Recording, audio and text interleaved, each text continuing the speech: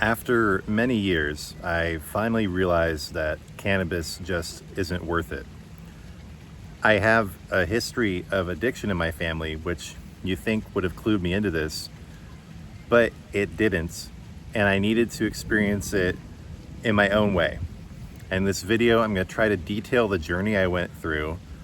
Not in too much detail, but enough to explain to you why I feel this way. So before I came to Jesus, I did a lot of spiritual searching too. And along the way, I got really into Mexican shamanism for a while, especially the possibly made up works of Carlos Castaneda.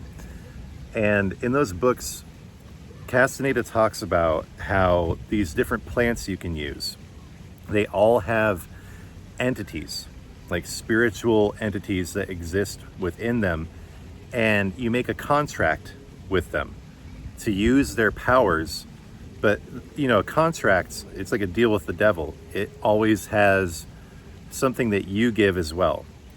And usually contracts are deceptive, like in most cases, like even just like real world contracts, they don't tell you about how much interest you pay in the long term. They don't tell you what the eventual monthly payment is going to be. Contracts are generally deceptive, and the same is the case for contracts that you might make with plant spirits. And so the case with cannabis is nothing different, really. It's a deceptive contract where you get this idea that you're getting reduced anxiety, increased pleasure, aphrodisiac benefits. In my case, I really thought that I was getting help with sleeping and help with digestion. It turned out neither of those was actually true. I wasn't really getting help with either of those things by using cannabis, even though it did seem that way for a while. But you have this whole list of benefits that you think you're getting. I think really mainly it's just pleasure. People just think they're getting more pleasure, more enjoyment out of life when they use cannabis. And so that's why they use it. But there is a cost.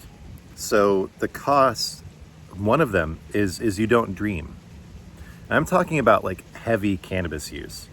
Let me just be really clear. Like people who are able to use it casually in small quantities, that doesn't usually result in these costs that I'm going to talk about. But that's not what I was doing at all. I was using high purity concentrates in really high quantities, on a daily basis. They say that you can't get physically addicted to cannabis, but that is 100% untrue. That's just what people want you to believe. And this isn't like some, big dare anti-drug rant that I'm going on. I'm just talking about my own personal experience. I think that for a lot of people, it can be beneficial, especially people with, chronic pain who are not getting good quality of life already. This can make it possible to just live life, without pain. But for people who are just doing it not to stop pain, but just to increase pleasure, that's a contract that eventually will come back and bite you in the butt, especially in the way that you stop dreaming. And then you become kind of like constipated in the dream space. Like, I don't know how else to describe it, but once I stopped using it, my dreams were like super chaotic and intense and just like overwhelming for a long time. Like I didn't have any peaceful dreams. And then I've been doing some dream work again, like trying to remember my dreams. I haven't been journaling, but I should, just trying to remember them, think about them. And that has been helping a little bit. But the dreamscape is not something, it's not a battlefield that you want to cede to the enemy. You don't want to give up on dreaming. It's one of the main things about cannabis. We know this from research. It does shut down your REM sleep when you're dreaming. And then also, it might help with anxiety, but this is another one of those contracts. You trade your anxiety for paranoia. And this is, again, not the case for every single person, but it's way more widespread than it seems. You get really paranoid. Basically, for me, it was anytime I felt like anyone was threatening my ability to just have a good time, I would think that they were out to get me. like they were legitimately trying to hurt me. I started thinking the people who were closest to me in my life were actually against me. So those were the two things that were really starting to become apparent. Like I was starting to get worried about not dreaming, and I was also getting tired of being paranoid. It's not a fun place to be in. I was, getting in fights with my wife. I mean, I was just basically, we weren't getting in fights. I was just abusing her because I would think she was against me and I'd be paranoid and I'd freak out. So this was how the plant spirit within cannabis was gradually taking more and more from me than it was giving through the contracts. But I really don't think that without Jesus, I wouldn't have been able to overcome this. I really don't think so. So basically, I started smoking weed in high school, and back then, it was weird, the initial side effects that happened. Every time I would get this feeling like I'd piss myself. Really weird, but I get this really strong feeling like I'd piss my pants. And I never had, but I'd always be checking my crotch to make sure I hadn't done that. It had a very strong and intense effect on me initially. And then in college, I started growing it, and I gained this like fascination with the plant. And then after college, I just used it habitually with my friends. And I remember, I got in some trouble with the law and I had to go to drug counseling. I met this guy who was probably in his 50s, and he said that he grew it when he was younger too, and he became fascinated with the plant. And he tried to tell me then, I wish I'd listened to this guy. Maybe not, because I had to go on my own journey, right? My hero's journey through this. But he tried to tell me it's not worth it. It makes you feel like it's worth it, but it's really not in the end.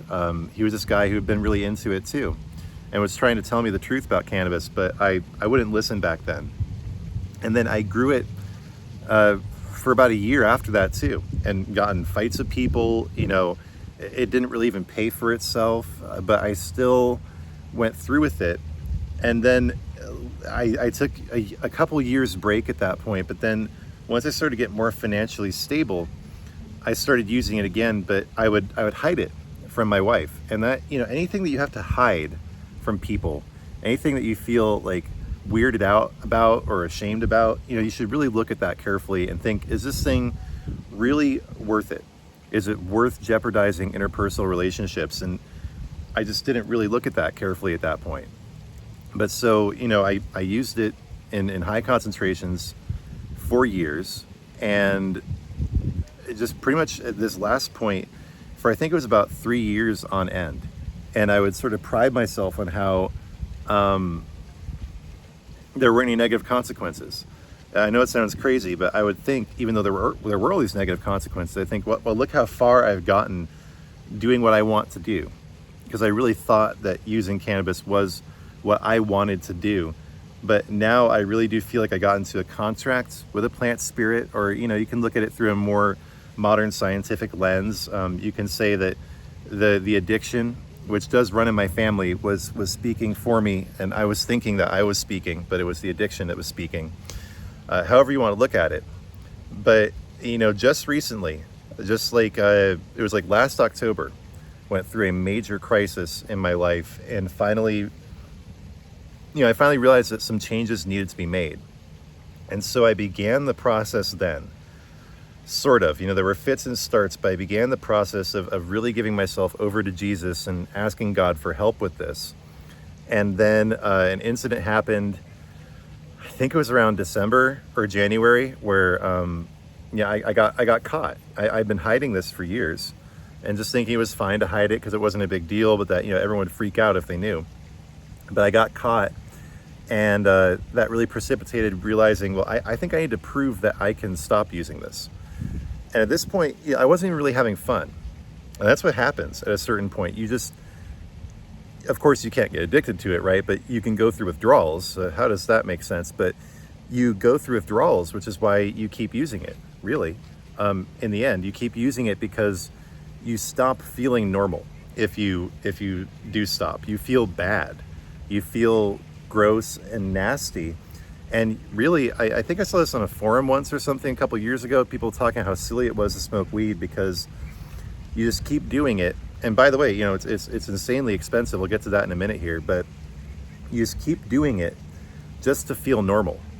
And yeah, you know, I was someone on the inside producing this, and I know for a fact that the price is inflated so insanely massively, it's ridiculous. It should not cost anywhere near what it does, even in states, you know, like Washington, where it's relatively cheap these days. It used to be hyperinflated, and it still is pretty much everywhere. It costs way more than is justifiable, way more than it should. So you're doing something that you're paying way too much for. You're being screwed basically in that sense, and it's also not helping you. It's just, you're just doing it to maintain your state. Now, I've also written a whole lot about cannabis, and I know a whole lot about the endocannabinoid system. I probably read 200-300 studies on the subject, and I do know that there is an endocannabinoid system that needs to be balanced. My kid's over here yelling at me. It's funny. That's why I did that whole, like, hey, I'm shooting a video thing. But really, I don't know if you need to be doing that artificially. Like, I don't know if you really need phytocannabinoids to balance your endocannabinoid system, because your body creates them yourself. But maybe there is something to be said for, you know, boosting it a little bit here and there, but that's not what I'm talking about. I'm talking about once you become so physically dependent on it that you have to keep using it just to feel normal. So I went through these crises, and I finally realized, you know, maybe it's time to stop. Maybe it's time to see if I can stop. But I was thinking that, yeah, I've had some pretty serious digestive issues, you know, mainly just like, I never really got diagnosed, but just discomfort and, you know, difficulty passing stool, let's say. And so I thought that I would become horribly constipated and that I wouldn't be able to sleep. That was another thing, is I thought it was helping me sleep. And previously, you know, when I quit before, I'd always just quit cold turkey and had these horrible withdrawal symptoms. But this time I quit gradually. I just gradually decreased, and I prayed. And it's funny, you know, my digestion is the same, if not better. I can sleep just fine. And when I do sleep, I dream. So I really feel like this substance, its hold over me has been broken, like Saruman over, you know, the king of the Rohirrim. It's escaping me for a minute. But, you know, Saruman, when he's control, nope, I don't remember. Thorin? No, that's the dwarf, dude. Who is? But see, it took its toll. I'm stupid now. And this is part of, you know, if you watch my previous video, it was part of the self-inflicted stupefaction process that, you know, I did on purpose. But I'm also unfortunately stupid now. I keep thinking Denethor now. It's either Thorin or Denethor, and that's not who it is. I can't remember who it is. But also, you know, just generally my short-term memory has gotten better. I remember like what happened last week now. Before I'd be like, what happened? I have no idea. So just summing up, you know, if you're a person who is using cannabis and thinking you don't have any real actual physical conditions or anything, or maybe you're like me and you think you do. You think you have issues like with anxiety or with digestion or sleep that you think cannabis is helping. It really, I mean, in my opinion, it probably isn't. What it probably can help people do is, you know, people who are in chemotherapy can help with appetite. And if you are in serious chronic pain, it might help you with that. But cannabis has been talked up. Like growing up in the Pacific Northwest, we just had this idea from our parents and from people around us that it was harmless, that it really couldn't hurt you. And that's totally not true. Anytime that you enter into one of these pacts with a plant spirit, any of these contracts, there is a give and take. There is something that you're giving up. So I just say, make sure it's something that you're ready to give up, and make sure you're willing to pay the price monetarily too. Because I mean, no matter how made you are, it's freaking expensive. And just make sure that you're willing to pay the price in any context, right? And for me, I thought I was willing to pay the price for what I thought I was getting out of it, but it turns out I wasn't getting anything out of it. So I just hope the video has been helpful, just giving a little bit of my personal experience. I have now been sober for about 3 months, and we'll see how that goes. But before, I always felt this sense of like kind of lack, Like I was always just thinking about like when can I start using again, but now I just feel like just absolutely no interest, no interest ever again with basically any substance. I mean, I might have a little bit of alcohol here and there, but really probably not. It's just not something that you need to be doing. And just to be absolutely clear, I'm not advocating for it. This is not a video advocating drug use or anything like that. I am just giving my personal story and why I think it's just really not worth it. So yeah, if you do appreciate the video, the insights that I provided here, please do subscribe. I'll be coming out with a lot more content like this, kind of covering my journey in life, all the different things that I've done, the good and the bad, the worthwhile and the not. And yeah, it's just my final thesis that in the contract that you make with cannabis, what you get out of it in almost every case is not worth what you give up. So thanks guys for watching. God bless. Please do subscribe. I'll see you soon.